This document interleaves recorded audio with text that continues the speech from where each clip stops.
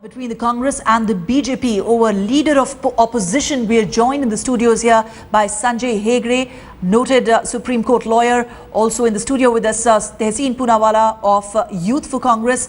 Joining us right now from Delhi is BJP spokesperson Aman Sinha. Thank you all for joining us. Tehseen, let me come to you first. 44 seats, that's all the Congress has. And if you go strictly by book and precedents, how exactly are you making this demand? If you go by precedents is one thing. If you go by book, the Congress is absolutely right. And of course, Sanjay ji, I have immense respect for him as a constitutional expert. But I studied the law myself. I understand the law, and the Congress has a very, very good case here. First of all, there's a law in 1977 that has been enacted by Parliament, which recognizes that the leader of the single largest party after the number two party, having the largest numerical strength in the opposition, as the party that will have the leader of the opposition. That case is black and white. Precedents cannot override the law which is written. The law overrides precedents. So the matter is clear. I don't see what the confusion is. All right. So you're saying according to rules, of course, the Congress has this right to demand a leader of opposition from the party.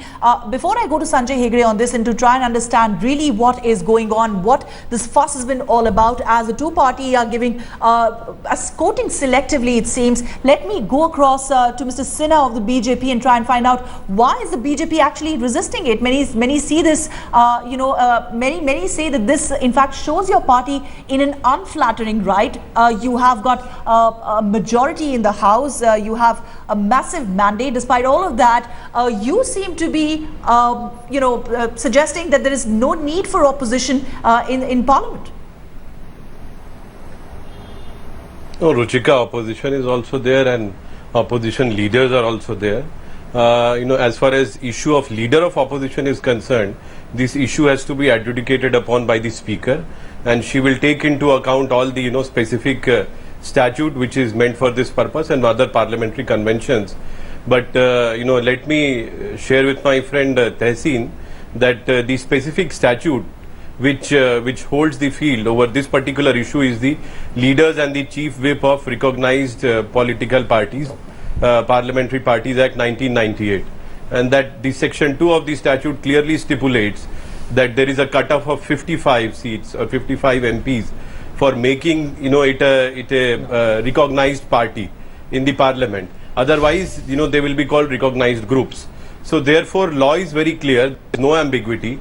And even if you go by parliamentary conventions, whether it was time of Jawaharlal Nehru or Indira Gandhi or Rajiv Gandhi, in those tenures, there was no leader of opposition. Right.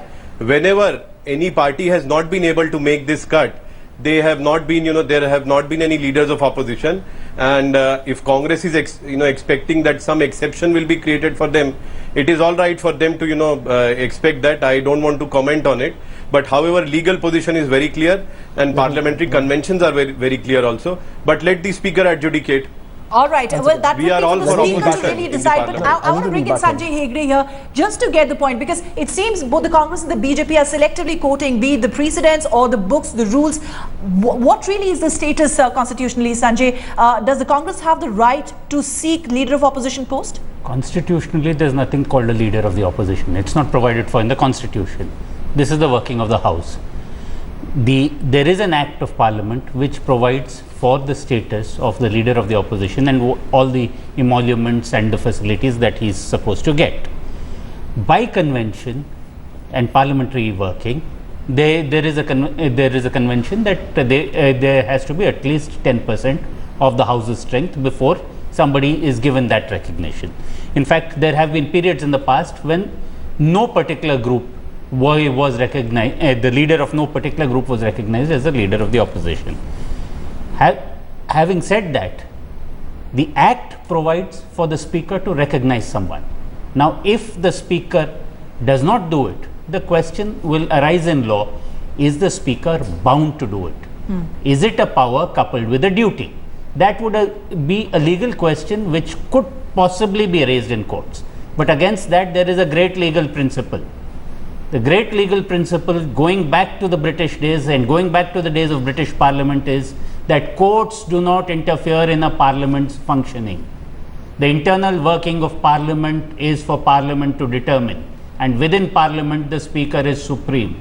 The courts are nobody. That is very interesting, because if you see this in the backdrop of what Mr. Kamal Nath yesterday had said in an interview to Headlines Today, where he even suggested that Speaker's decision will be flavoured by the BJP. He used the word flavoured. He says, I will not say it will be a coloured decision, it will be influenced, but it will be flavoured by the BJP. In the backdrop of that, it will be interesting to see what really is the final interpretation of the Speaker. But why is the Congress holding out? The Congress leaders, many of them including Kamal Nath, have suggested that you could even move court, but Sonia Gandhi gave no such instructions, no such indication today. First of all, let's understand that because I do understand law, the Congress has a very, very strong case in the Supreme Court. It will go before the constitutional bench, but it has a very strong case, number one. Number two, I'll get to what Sanjay ji said a little later. First, let me answer what Aman said, because the BJP has a habit of misleading the public. The Speaker first is not the Speaker of the BJP, she is the Speaker of the House. So let's get that very clear. She may have the flavor of the BJP, she needs to have neutrality. Now, of course, now the point that Aman is making is the 1998, the recognition of leaders and the recognized groups. That act for nowhere provides for leader of opposition. There is a statute for leader of opposition in 1977, which so far has not been amended. What he's talking about is the facilities for recognized groups, which he confuses with the leader of opposition. This sort of confusion that the BJP is a master in playing to, it's surprising. They're two separate laws. Coming to the 1977 law, which Sanjay ji rightly quoted, has the words as recognized by the Speaker. But when does the ambiguity come up? If one defines the leader of opposition within that act, it says very clearly only if two parties have the same numerical strength, then the onus is on the Speaker, on him or her, to decide who takes the case of the Speaker, as has happened in many cases. Also, on cases where the Assembly Speaker has blatantly been illegal, when the BJP ran the Assembly in Karnataka, the Supreme Court has not just interfered, but has overturned the judgments, because the principle of law must stand. Here is a statute, a law passed by Parliament. That law must be upheld, and I believe the Congress has a very strong case. Final interpretation of rules will be that of the Speaker, and will that be something that will be acceptable to the Congress? That is something that remains to be seen. But let me bring in Aman Sinha, and I want to find out from the BJP, why exactly are you resisting this move? Why are you afraid of the Congress? That's what the Congress is saying. Why do they not want a leader of opposition? It's a healthy thing to have a leader of opposition in a democracy. It's important to have a leader of opposition when you look at all these committees that will be set up to choose the LoP, the CVC. That is something that will be healthy, a sign of democracy. Why is the BJP resisting it? No, first of all, there is nothing like resisting it. It is an unfair question on your part, and I think it was a very unfair comment on part of Kamal Nath. Congress, even without moving a proposal before the Honourable Speaker, wants her to adjudicate them as the leader of opposition and is pressurizing her for that. And Mr. Tehseen Poonawala, who has got very little understanding of law, is telling us that it will go to constitution bench. You have not even put up a proposal. You don't understand ABC of law, and you are giving your constitutional interpretation. Why don't you answer the question? I don't want to get into the question is, does the leader of opposition have to play a role in the NHRC, CBI, CVC? Answer those questions. Don't get personal. We have opposition leaders. If Congress is serious about this issue, the first thing that it should do, rather than sending Tehseen Poonawala for these legal debates, you should have a problem with whoever Congress sends. I want to know the BJP's point of view. They should first put up a proposal before Speaker. He doesn't have an answer. All right. You're raising a valid point here. Mr. Hegde, let me bring you in before I close this discussion, because I want to know from you, the BJP may on one hand say that the Congress is basically fighting for its relevance because it's immaterial now that they have just 44 seats. The Congress on the other hand is suggesting that the BJP is afraid of a leader of opposition, which is why they're resisting it. But the matter so far hasn't even reached the Speaker's table. It's only when the Congress actually raises this matter to the Speaker's level, will we know finally whether this is acceptable to both sides or not? Because the authority to recognize or not to recognize is that of the Speaker. It's only once a decision from there emerges that there is something to appeal to the court, if at all. So therefore, the to first go to the Speaker is the right step. But I quite frankly do not see this kind of shadow boxing outside Parliament as healthy. To my mind, a healthy democracy and a healthy parliamentary democracy asks for both sides to have recognized leaders. It may be that the convention is there that there should be a 10%.